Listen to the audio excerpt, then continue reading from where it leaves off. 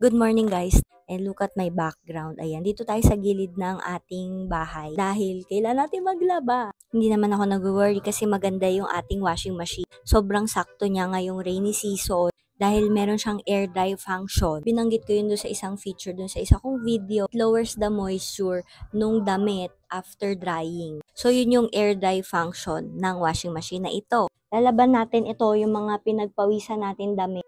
So, syempre, habang nagtuturo tayo ng Zumba, napapawisan talaga yung mga damit natin, nadidikitan tayo ng mga dirt. So, ito tamang-tama yung kanyang tela dahil denim ito, tapos maulan pa. And then, may air dry function yung sharp washing machine. So, ayun, ma-decrease niya yung moisture habang ito ay tinutuyo. Ito another denim na pants ulit. Ganito nga pala itsura nung lagayan natin ng detergent powder and also ng fabric conditioner. Alam nyo ba guys, nagustuhan ko din tong soap. Ayan, press nyo lang ng 2 seconds yung soap. Alam nyo ba na maganda yung feature na yon dahil kailangan natin isoak talaga yung mga damit natin. Kasi kapag binabad natin yung mga damit natin, di ba yung mga stain, yung mga dirt, naglo-loosen up siya. Since madali na sa washing machine tanggalin yung stain at mga dirt, hindi na masyado kailangan ng water consumption. So yun, bababa din yung bill natin sa tubig.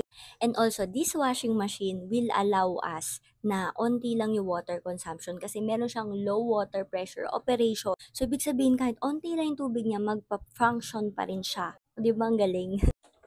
Ooh, ayan na siya guys. Nga pala, kapag katapos niya, nag-a-alarm talaga siya. So, malalaman nyo na okay na.